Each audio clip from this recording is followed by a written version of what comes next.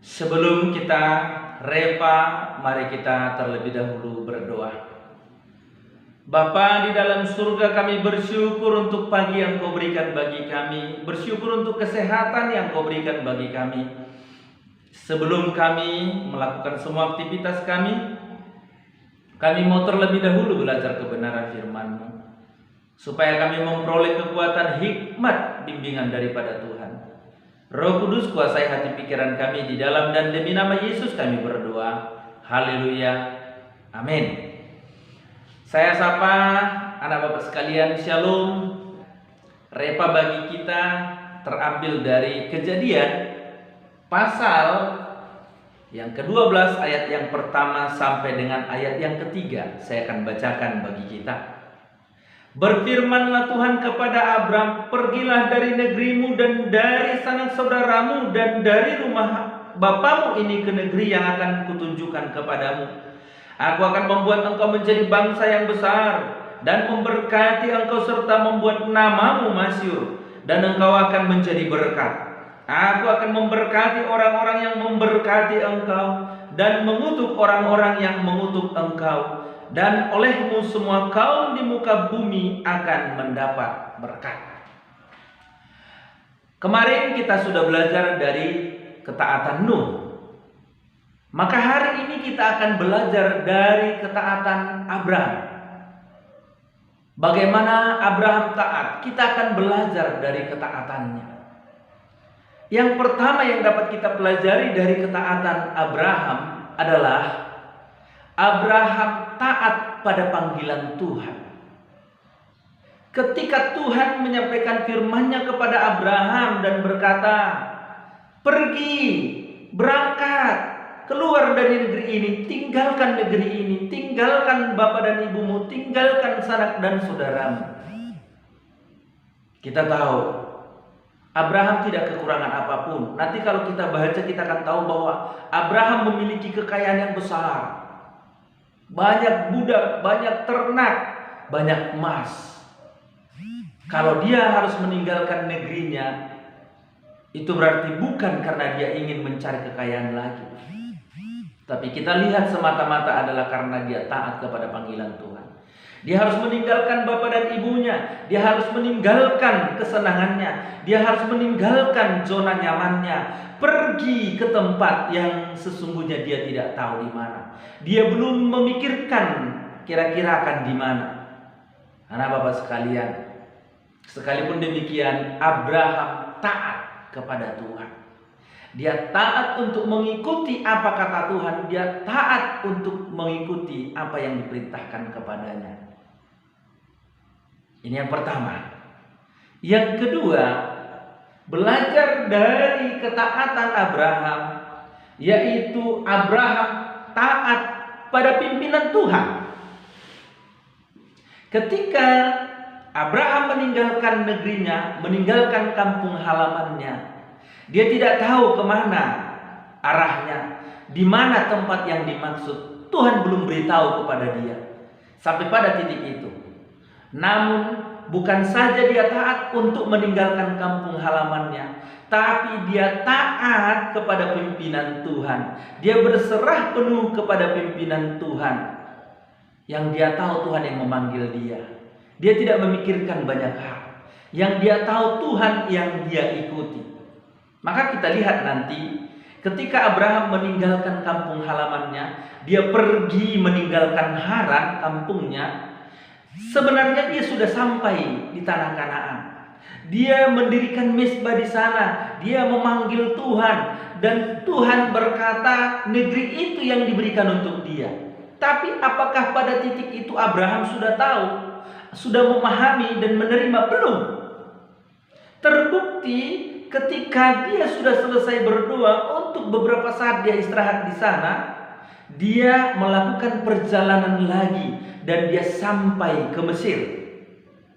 Dan setelah sampai di Mesir, akhirnya dia harus diingatkan, dia harus disadarkan dengan kejadian Raja Mesir yang ingin mengambil istrinya. Memang di sana pun dia jadi berkat. Namun pada akhirnya ketika Raja Mesir mengetahui bahwa Sarah itu adalah istri daripada Abraham, maka Raja Mesir menyuruh Abraham dan semua hartanya, semua budaknya pergi meninggalkan Mesir, termasuk juga keponakannya Lot. Dia dihantarkan oleh pengawal raja untuk meninggalkan Mesir. Kemana? Tuhan arahkan, Tuhan bawa, Tuhan pimpin dia untuk kembali ke Kanaan. Dikatakan di sana dia sampai ke tempat mula-mula. Dia sampai ke tempat semula di mana dia mendirikan mezbah, dan di sana dia memanggil nama Tuhan.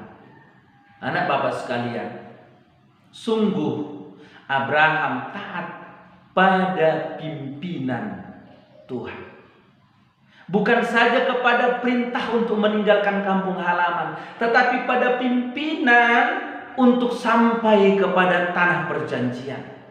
Tuhan memimpin dia ke tanah perjanjian. Sudah sampai di tanah perjanjian, namun dia belum paham itu tanah perjanjian. Dia melanjutkan perjalanan ke Mesir. Dari Mesir Tuhan bawa dia kembali ke tanah Kanaan, dan di sana dipertegas itulah negeri itu. Dan kita tahu akhirnya dia menetap di sana. Tuhan menjadikan tanah Kanaan itu menjadi tanah yang subur, tanah yang makmur, tanah warisan bagi Abraham dan keturunannya. Anak Bapak sekalian, Tuhan memimpin Abraham untuk sampai ke sana. Bagaimana dengan kita? Tuhan menghendaki kita meninggalkan zona nyaman kita. Ketika anak Bapak sekalian dibawa ke Metodis, mungkin belajar di Metodis berat. Walaupun lewat daring masih terasa beratnya. Tapi saya mau katakan, Tuhan sedang membawa anak Bapak sekalian untuk keluar dari zona nyaman. Supaya dengan begitu anak Bapak sekalian akan dibawa kepada satu janji, yaitu yang sudah Tuhan rancang bagi kita. Bahwa rancangan Tuhan bagi kita adalah damai sejahtera, bukan kecelakaan. Artinya ada di depan yang sudah Tuhan sediakan yang terbaik untuk kita, untuk anak Bapak sekalian. Dan proses ini harus dilalui. Jangan tinggal dalam zona nyaman. Taat kepada perintah Tuhan. Kemudian ikuti pimpinannya. Pasti anak Bapak sekalian sampai kepada maksud yang Tuhan sudah sediakan itu. Yang ketiga, belajar daripada ketaatan Abraham. Abraham taat menanti penggenapan janji Tuhan. Abraham taat menanti penggenapan janji Tuhan. Pada ayat yang kedua dan ketiga diberitahu bahwa aku akan membuat engkau menjadi bangsa yang besar. Aku akan membuat engkau menjadi masyhur. Bahkan aku akan membuat engkau menjadi berkat bagi bangsa-bangsa. Olehmu bangsa-bangsa akan diberkati. Siapa yang memberkati engkau akan diberkati. Siapa yang mengutuk engkau akan dikutuk. Anak Bapak sekalian, pada saat janji itu diberikan, pada saat janji itu diungkapkan, Abraham berusia 75 tahun, namun belum memiliki keturunan. Bahkan kalau kita tahu nanti, ketika Abraham memiliki keturunan, Abraham sudah berusia 100 tahun. Itu artinya dari 75 sampai ke 100 ada 25 tahun. Ketika Tuhan pertama sekali mengucapkan janji untuk menjadikan dia bangsa yang besar, dia berusia 75 tahun. Dan 25 tahun kemudian baru akan digenapi. Dan yang digenapi baru satu anak, yaitu Ishak. Ya, memang ada Ismail, tetapi jelas Allah tidak menyebut itu sebagai anak perjanjian, tetapi Ishaklah yang disebut sebagai anak perjanjian, yang menjadi ahli waris Abraham, yang membuat Abraham menjadi masyhur, membuat Abraham menjadi bangsa yang besar. Tapi sampai pada momen itu pun Abraham tetap taat. Anak Bapak sekalian, barangkali apa yang Tuhan janjikan bagi kita mungkin tidak akan kita lihat. Sebab Abraham tidak sempat melihat keturunan daripada Yakub. Namun Ketaatannya telah membawa hasil itu. Ketaatannya membuat itu terjadi di kemudian hari. Artinya anak Bapak sekalian, sekalipun ketaatan kita hari ini belum kita lihat hasilnya, sekalipun ketaatan kita hari ini belum berbuahkan hasil yang enak bagi kita, tapi yakinlah, itu akan berbuahkan hasil yang manis, yang indah, yang sedap di kemudian hari, baik untuk anak-anak cucu kita, termasuk juga untuk orang-orang di sekitar kita. Oleh karena itu anak Bapak sekalian, taatlah. Taatlah sebagai anak orang tua, taatlah sebagai anak Tuhan, taatlah sebagai siswa-siswi metodis. Taatlah, ikuti semuanya. Sebab memang itu akan membawa pada maksud Tuhan yang sudah Tuhan rancangkan bagi anak Bapak sekalian. Ini kebenaran firman Tuhan bagi kita. Amin. Kita berdoa.